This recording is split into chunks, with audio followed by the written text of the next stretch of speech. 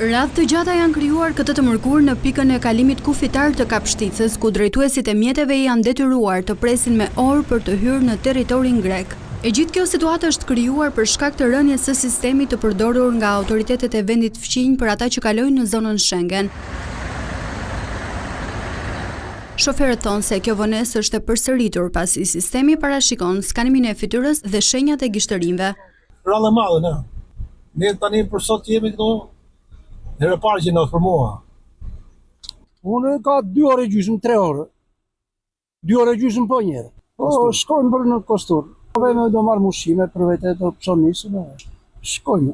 Herë pas herë, se janë ushqimet janë 100 herë më të mira se këtu në neve. Kemi të paktën 1 orë që presim po. Greqia dhe po. Shkojmë në Kozani të Greqisë. Të thëmë vërtetën edhe nga erdhe ashtu ishte. Shtu kishte radhë madhe. Autoritetet shqiptare në kufi kanë pasur disa herë kontakte me homologët e vendit fqinj për gjetjen e një zgjidhje me qëllim normalizimin e situatës. Palajoni ka kërkuar policisë kufitare greke që për shtetasit shqiptar që kanë dokumenta greke të punohet në mënyrë manuale.